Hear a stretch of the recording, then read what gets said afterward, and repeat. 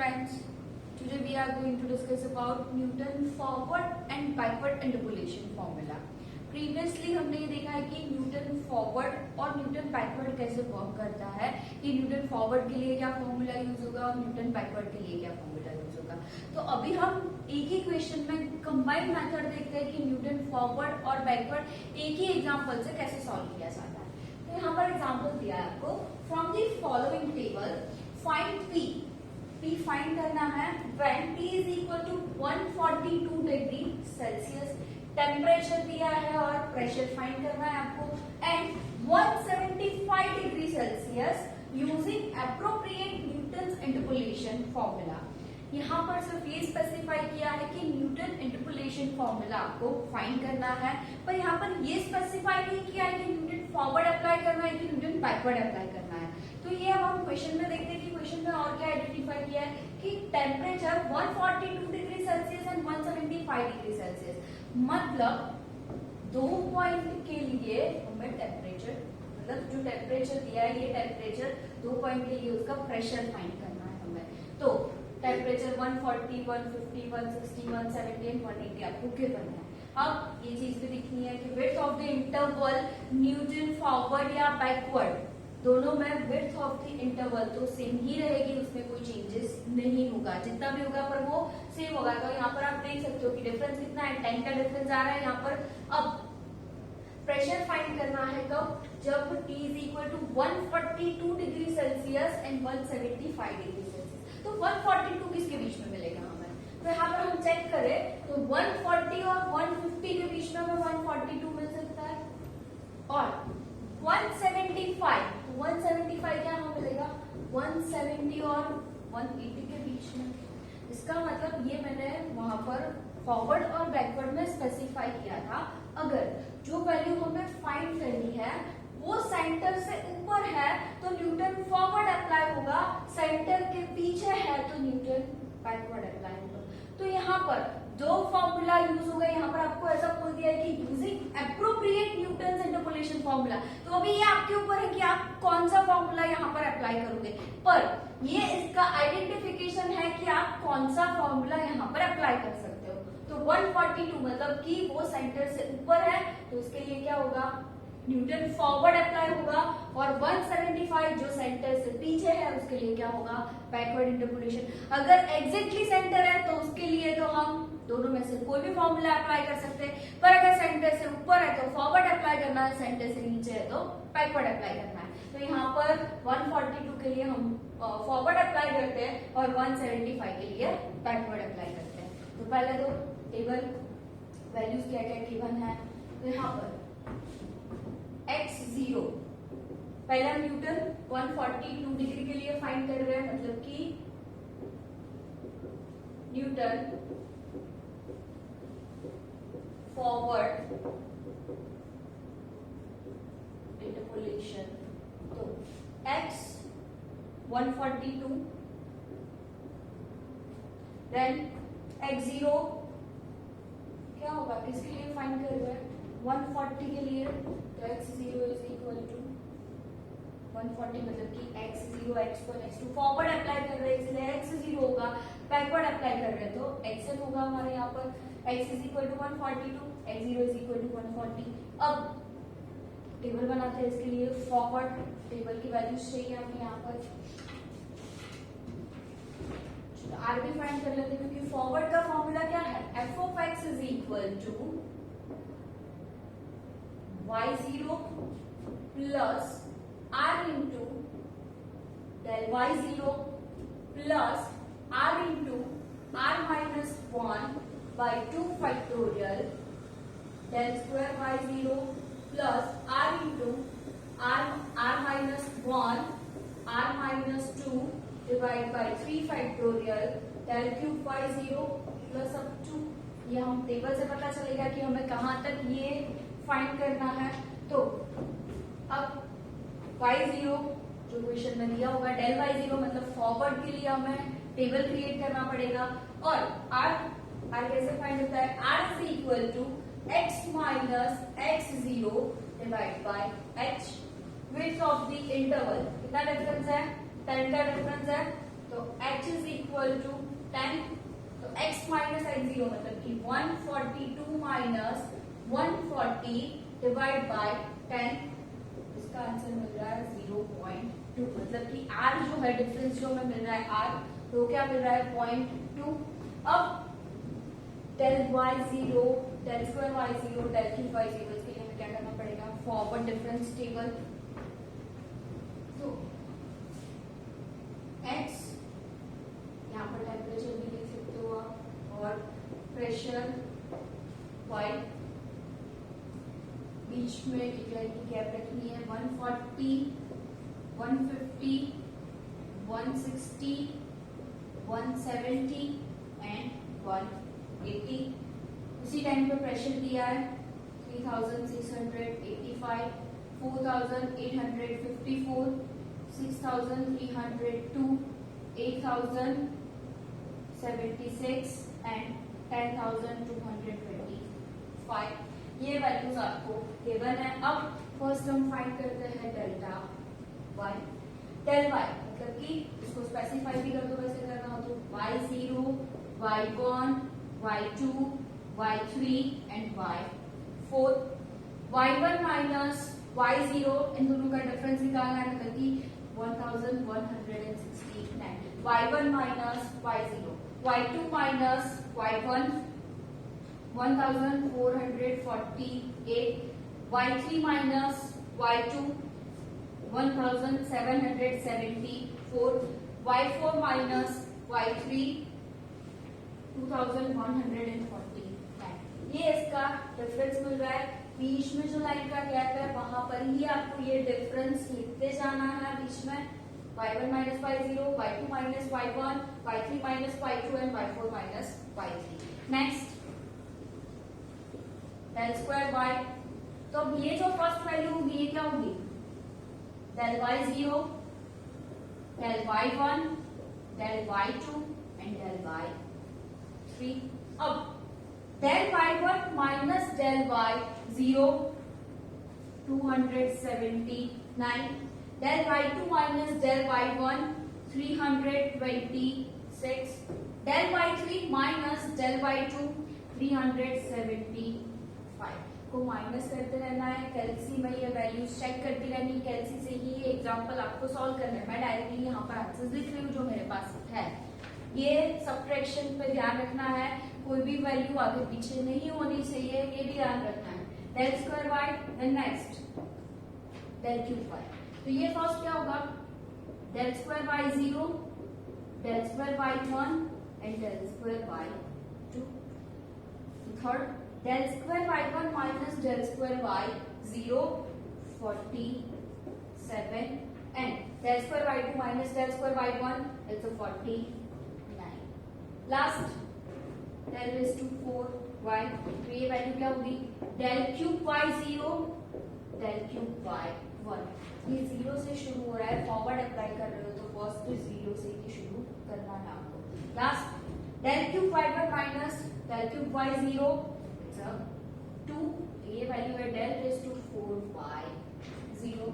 ये हमने क्रिएट किया forward difference table. Actually backward difference table भी यही रहेगा, इसमें कोई चेंजेस नहीं होगा, क्योंकि बैकवर्ड में भी माइनस तो सेम तरीके से करते हैं, पर ये जो हम आइडेंटिफाई करते हैं नंबर जो y1, y0, y2, उसमें सिर्फ चेंज होगा। क्या चेंज होगा, ये एज इट इज रहेगा, पर ये जब शुरू होगा तो ये क्या होगा, y4 से शुरू होगा, nebula y4, nebula y3, nebula y2 and nebula y1। बाकी आंसर जो नंबर है, ये जो नंबर है वो एज इट इज रहेगा, चाहे फॉरवर्ड हो या बैकवर्ड, उसमें कोई चेंजेस नहीं होने वाला है। तो आपको ये ध्यान रखना है कि आप फॉरवर्ड और बैकवर्ड दोनों अप्लाई करो तो आपको सिर्फ एक ही बार टेबल क्रिएट करना है। ये सिर्फ मैंने अभी आइडेंटिफिकेशन के लिए लिखा है, ये आपको एग्जाम में लिखने की जरूरत नहीं है, सिर्फ आपको यहाँ पर पता चले उसके लिए। तो आप फॉरवर्ड और बैकवर्ड के लिए सिर्फ एक ही टेबल क्रिएट करोगे, सिर्फ फॉर्मूला अलग अलग अप्लाई करके उसका आंसर निकालोगे। अब फॉरवर्ड के लिए हमने वैल्यूज फॉर्मूला लिखा है, तो अब हमें ये देखना है कि कहाँ तक जाना है हमें, रेज़ टू 4 तक। तो यहाँ पर हमने कहाँ तक लिखा था, क्यूब तक, तो वापस 4 तक लिखना पड़ेगा, plus r r -1 r minus 2 r minus 3 divide by 4 factorial del raised to 4 by 0. अब वैल्यूज पुट करते हैं, सारी वैल्यूज ऑलरेडी हमने फाइंड कर ली है. y0 क्या है हमारा 3685 प्लस r, यहाँ पर हमने फाइंड किया था 0.2 del y0 मतलब कि ये वैल्यू काउंट होगी हमारी 1169 प्लस r मतलब कि 0.2 माइनस 1 डिवाइड बाय 2 फैक्टोरियल, मतलब उसको 2 लिख सकते हैं हम, इनटू del square y0 के लिए वेरिएबल में हमें वैल्यू चेक करनी पड़ेगी. del square y0 279 then plus r minus 1 हो गया. Next r 0.2 minus 1 0.2 minus 2 divide by 3 factorial मतलब 3 मल्टीप्लाई 2 मल्टीप्लाई 1, तो उसको 6 लिख सकते हैं. 3 2 6 del cube y0 के लिए हमें टेबल में चेक करना पड़ेगा, जो है 47 then plus r minus 1 r minus 2 0.2 minus 1 0.2 minus 2 0.2 minus 3 divide by 4 factorial, मतलब कि 4 फैक्टोरियल क्या होगा 4 मल्टीप्लाई 3 मल्टीप्लाई 2 मल्टीप्लाई 1 4 3 12 12 2 24 into 1 मतलब कि 24 into del raised to 4y0 क्या मिल रहा है हमें 2. लास्ट वैल्यू हमारी रहेगी 2. अब इसका सॉल्यूशन करते हैं 3685, ये डायरेक्टली मल्टीप्लिकेशन का आंसर मैं लिख रही हूँ यहाँ पर 233.8. देन यहाँ पर और चेक करते हैं 0.2 into 0.2 minus 1 divide by 2 into 279, इसका डायरेक्टली आंसर मैं कैलकुलेशन करके लिख रही हूँ माइनस 22.32.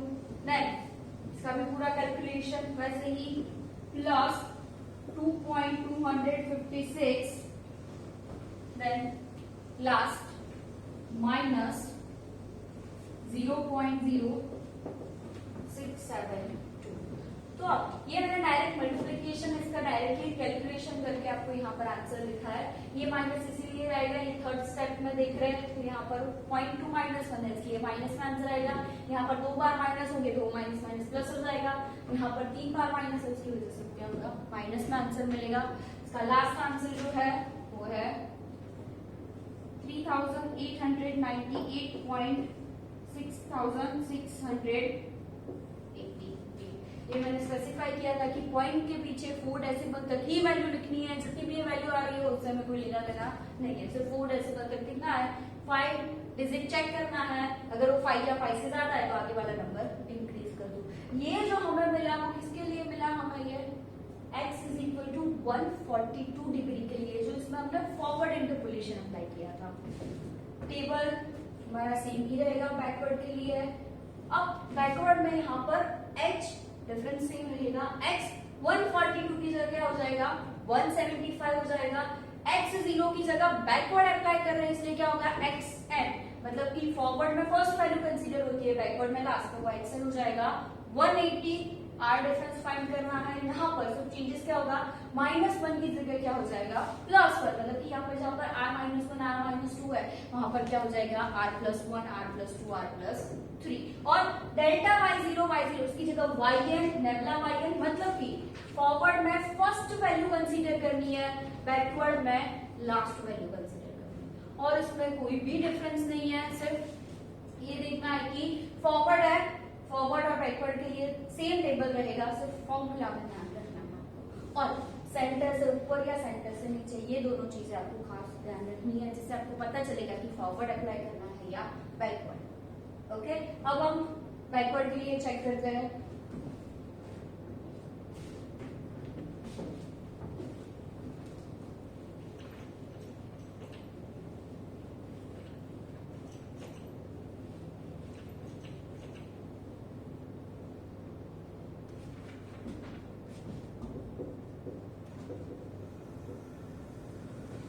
न्यूटन बैकवर्ड इंटरपोलेशन, तो उसके लिए x क्या होगा हमारा 175 डिग्री, देन x एंड मतलब कि लास्ट वैल्यू जो हमने फाइंड की थी वो क्या होगी 180, h डिफरेंस 10, तो r is equal to x minus x and divide by h, 175 minus 180 divide by 10, उसका आंसर आ रहा है -0.5।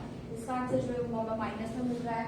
अब फॉर्मूला बैकवर्ड का fx is equal to y n plus r into nabla y n plus r into r plus 1 by 2 factorial nabla square y n plus r into r plus 1 r plus 2 divide by 3 factorial nabla cube y n raise to 4 तक जाना पड़ेगा क्योंकि 4 पे खत्म हो रहा है table, plus r into r plus 1 r plus 2 and r plus 3 divide by 4 factorial nabla raise to 4 y n। अब यहाँ पर जो वैल्यूज दी गई है उसकी वैल्यू की सिर्फ आइडेंटिफिकेशन नाम है वो मैं चेंज कर देती हूँ सिर्फ यहाँ पर, बाकी टेबल वही का वही रहेगा हमारा।